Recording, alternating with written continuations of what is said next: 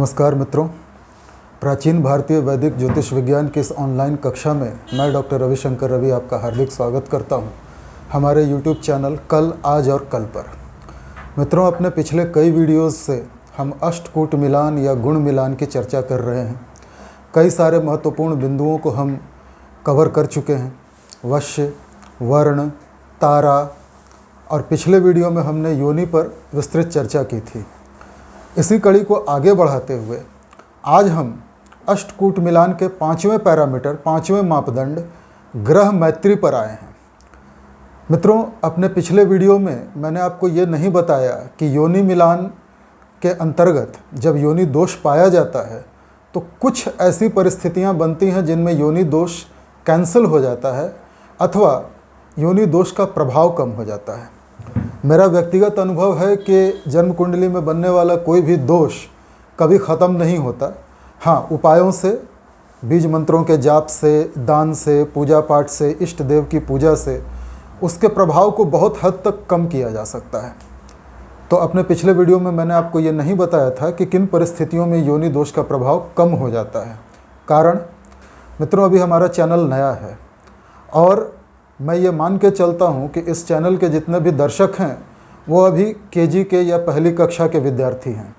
यदि पहली कक्षा के विद्यार्थी को हम 10वीं कक्षा का पाठ्यक्रम अर्थात सिलेबस थमा दें तो उसकी समझ में कुछ नहीं आएगा। हो सकता है आप में से कई लोग ज्योतिष के बड़े विद्वान हों, ज्ञानी हों, मुझसे अधिक ज्ञान रखते हों, किंतु मैं ये मान के चलता हूँ कि जो भी व्यक्ति हमारे चैनल पर आ रहा है, चूँकि हमारा चैनल नया नया है, तो उसे ज्योतिष की बेसिक जानकारी है या बेसिक जानकारी भी नहीं है, जो मैं प्रदान कर रहा हूँ वो उसी को सही समझ रहा है। तो मेरा ये कर्तव्य बनता है कि मैं अपने सभी दर्शकों को ABCD से शुरू करके Z तक पढ़ाऊँ। इसीलिए मैंने अपने पिछले वीडियो में योनि मिलान किन परिस्थितियों में कैंसल होता है या कम होता है ये नहीं बताया था, कारण आपकी समझ में नहीं आता। आज हम ग्रह मैत्री की चर्चा कर रहे हैं। वैसे तो ये भी आगे के ऊंची कक्षाओं का सब्जेक्ट है, किंतु हम ऐसे मोड़ पे आ गए हैं जहां ग्रह मैत्री की चर्चा किए बिना आगे बढ़ना संभव नहीं है। इसलिए आज मैं आपको ग्रह मैत्री के बारे में बता रहा हूं और इस वीडियो के अंत में आपको बताऊंगा कि योनि दोष जो है वो किन परिस्थितियों में कैंसिल होता है। तो चलिए शुरू करते हैं आज का वीडियो। मित्रों, ये मैंने एक चार्ट बनाया है ग्रह मैत्री का। अपने पहले वीडियो में मैंने आपको बताया था कि ग्रह 9 होते हैं। हर ग्रह का एक प्राकृतिक स्वभाव होता है। हर ग्रह अपने स्वभाव के अनुसार जाना जाता है, जिसको हम बेसिक इंस्टिंक्ट कहते हैं। कुछ ग्रह ऐसे होते हैं जो स्वभाव से कोमल होते हैं, सौम्य होते हैं। कुछ ग्रह ऐसे होते हैं जो क्रूर होते हैं। तो यहाँ मैंने सौम्य ग्रहों की एक लिस्ट बनाई है और क्रूर ग्रहों की एक लिस्ट बनाई है। सौम्य मतलब शांत, शीतल, हमेशा दूसरों का भला करने वाले ग्रह, और क्रूर मतलब कठोर, दबंग, दूसरों को दंड देने वाले या बुरा करने वाले ग्रह। तो सौम्य ग्रहों में चंद्रमा सबसे ठंडा, शीतल, शांत ग्रह है। देव ग्रह की श्रेणी का है, चंद्रदेव कहते हैं हम, ये सौम्य ग्रह है। दूसरा है बुध भी एक शांत सौम्य ग्रह है, अच्छा ग्रह है। तीसरा है शुक्र। वैसे तो शुक्र दानवों के आचार्य हैं और दानव ग्रह में आते हैं, लेकिन शुक्र का जो मूल स्वभाव है वो शांत है, दूसरों का भला करना, सौम्य, सज्जन, शरीफ ग्रह है, क्योंकि ये दानवों के गुरु हैं, आचार्य हैं, और गुरु कभी बुरा नहीं करता। चौथे हैं देव गुरु बृहस्पति, ये देवताओं के गुरु हैं। गुरु होने के कारण ये भी सौम्य ग्रह हैं। गुरु ज्ञान के प्रतीक हैं। धर्म, आध्यात्म, ज्ञान, दूसरों का भला, परोपकार, दयाल, सहिष्णुता, सहानुभूति, ये गुरु का बेसिक गुण है। तो ये 4 ग्रह जो हैं ये सौम्य ग्रह में आते हैं। दूसरी तरफ क्रूर ग्रह, इन ग्रहों को बहुत दबंग, डेयरिंग, दूसरों को दंड देने वाला ग्रह कहा जाता है, जिसमें सबसे पहला ग्रह है सूर्य, जो ग्रहों का राजा होता है। सूर्य सौरमंडल का सबसे तेजस्वी ग्रह होता है। इसका प्रकाश जीवन दे भी सकता है और जीवन ले भी सकता है। तो सूर्य एक क्रूर ग्रह है। क्रूर ग्रह का अर्थ पापी ग्रह होना नहीं है। क्रूर और पापी में अंतर है। पापी ग्रह केवल दूसरों का बुरा करते हैं। क्रूर ग्रह कई बार परिस्थितिवश क्रूर हो जाते हैं। जैसे देखिए, एक व्यक्ति है, कई परिस्थितियों में वो व्यक्ति सज्जन भी हो सकता है और कुछ ऐसी विशेष परिस्थितियां आती हैं जब वो व्यक्ति लड़ाकू या झगड़ालू या दुर्जन भी बन सकता है। उसी प्रकार जन्म कुंडली में अलग अलग स्थितियों में ग्रह कभी अच्छे भी हो जाते हैं, कभी बुरे भी हो जाते हैं। ये विशेष परिस्थितियों पर निर्भर करता है। मेरे निजी अनुसंधान में मेरे विचार से ना कोई ग्रह अच्छा होता है, ना कोई ग्रह खराब होता है, ना कोई ग्रह बुरा होता है, ना कोई ग्रह सौम्य होता है, ना कोई ग्रह क्रूर होता है। आपकी जन्म कुंडली में ग्रहों की प्लेसमेंट जैसी होगी, उस हिसाब से ग्रह रिजल्ट देगा। कई बार सौम्य ग्रह बृहस्पति ही आदमी की जान ले लेता है। डायबिटीज़ का कारक बृहस्पति है, पैनक्रियाज लिवर खराब होना बृहस्पति का कारक है, मोटापे का कारक बृहस्पति है। कई बार केतु और मंगल जैसे ग्रह आदमी को राजा बना देते हैं। केतु मोक्ष दिलवा देता है। तो हम ये नहीं कह सकते कि ये सौम्य ग्रह है तो ये हमेशा अच्छा रिजल्ट देगा और ये क्रूर ग्रह है तो हमेशा बुरा रिजल्ट देगा। सबसे खराब ग्रह शनि को मानते हैं। जिस पर शनि की ढैया 7.5 या महादशा अंतरदशा प्रत्यंतर दशा आती है, वो आदमी डर के मारे कांपने लगता है कि अरे बाप अब तो शनि आ गया।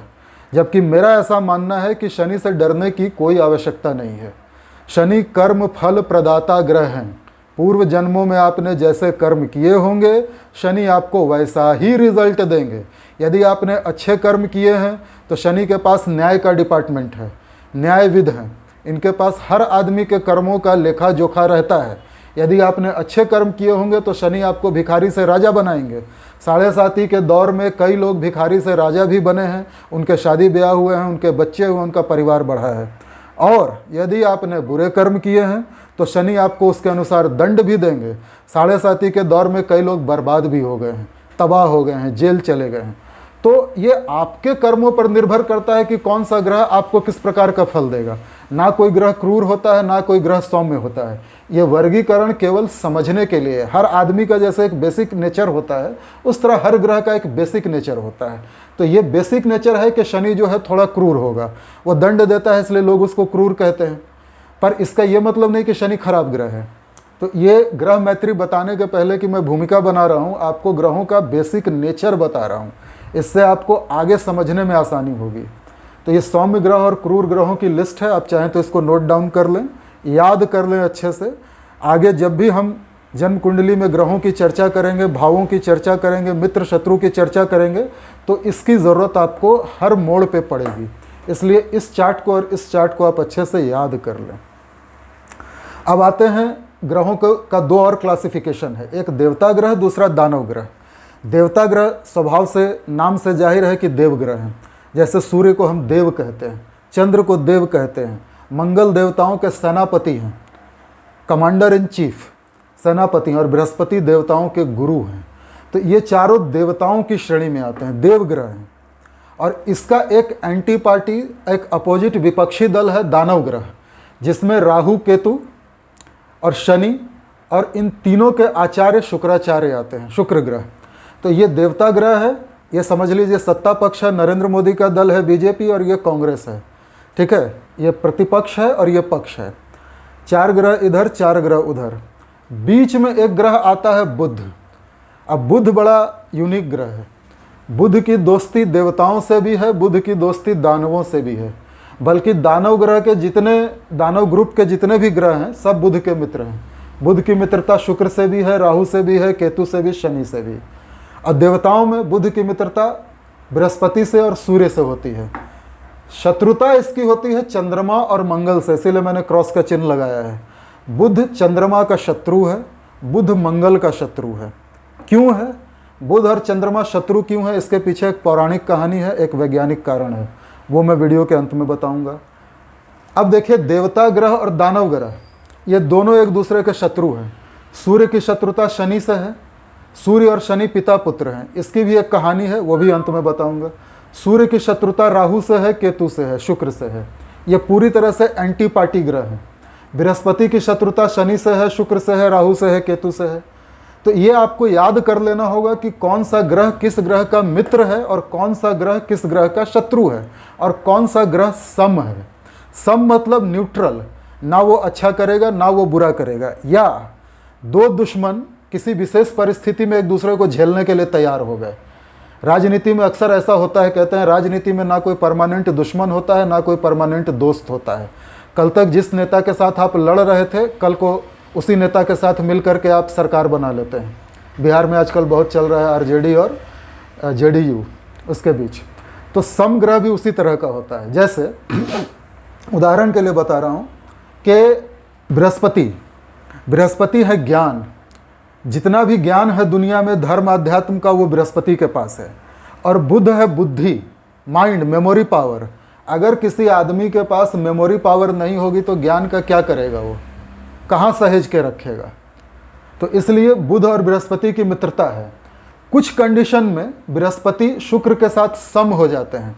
वैसे तो एंटीपार्टी है, दुश्मनी है, एक देवताओं के गुरु है, एक राक्षसों के गुरु है।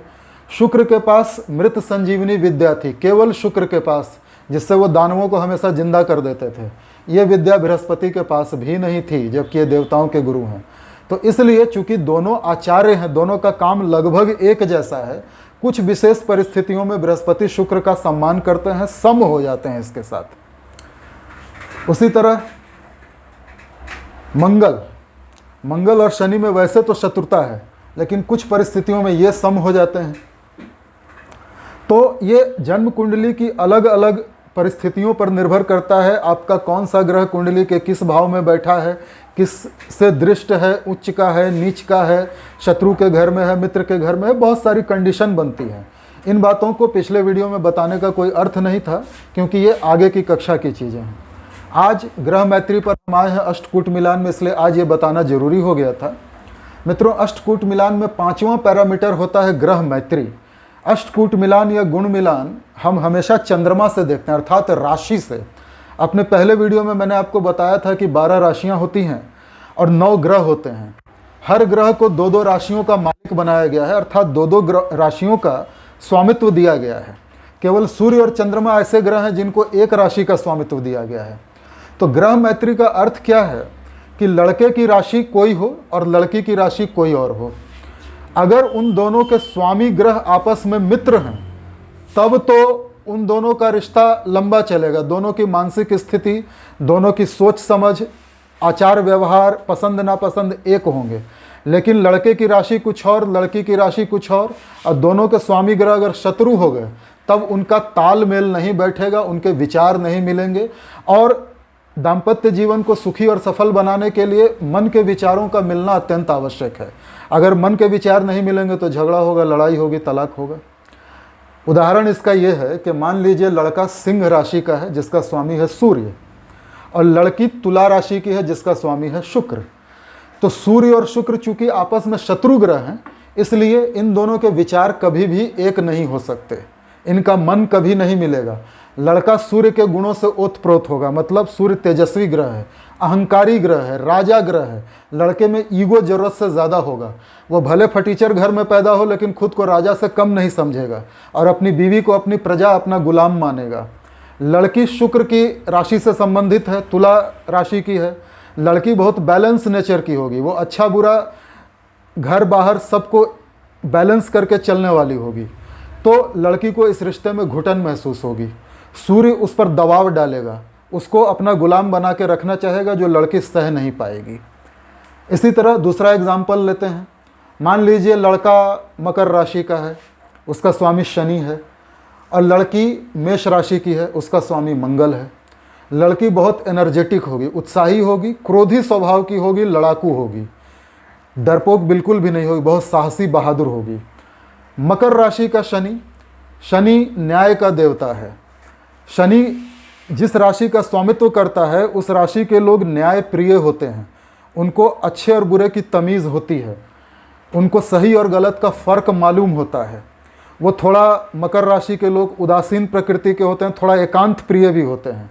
लड़की उत्साही प्रवृत्ति की होगी, लड़का एकांत में बैठना चाहेगा, लड़की उसको मेले में ले जाना चाहेगी, सिनेमा हॉल में ले जाना चाहेगी। यहाँ दोनों में टशन होगा। लड़का जाना नहीं चाहेगा, लड़की जिद करेगी। अगर लड़का नहीं जाएगा, लड़की गुस्सा हो जाएगी, फिर घर में झगड़े झंझट होने लगेंगे। तो इस तरह से आप ग्रहों का नेचर समझ सकते हैं। अगर लड़का और लड़की दोनों की राशि एक है, तो दोनों के राशि स्वामी एक होंगे, दोनों में मैत्री होगी, 5 अंक मिलेंगे। अगर राशि अलग अलग है, शत्रु राशि है, तब तो कहानी खत्म है। अगर सम है तो फिर भी किसी तरह से समझौता करके जीवन चल जाएगा। ग्रह मैत्री का यही महत्व है। आज के वीडियो को ज़्यादा लंबा नहीं करेंगे, आप इस चार्ट को देख लें, लिख लें, याद कर लें। अगले वीडियो में हम गण दोष के बारे में बताएंगे, गण मिलान के बारे में बताएंगे, जिसके लिए 6 अंक दिए जाते हैं। 3 गण होते हैं, देवगण, मनुष्यगण और राक्षसगण। इसकी चर्चा हम कल के वीडियो में करेंगे। फिलहाल आज के वीडियो में इतना ही। ये चीज़ बहुत ज़रूरी है, आगे आपको जन्म कुंडली पढ़ना जब आप सीखेंगे तो हर मोड़ पे इसकी ज़रूरत पड़ेगी, और उस समय मैं इसकी एक्सप्लेनेशन नहीं दूंगा आपको, क्योंकि ये पहले ही बता चुका हूँ। तो आशा करते हैं अब आपको ग्रह मैत्री समझ में आ गई होगी। आज के वीडियो में इतना ही, मिलते हैं अपने अगले वीडियो में, तब तक के लिए धन्यवाद, नमस्कार।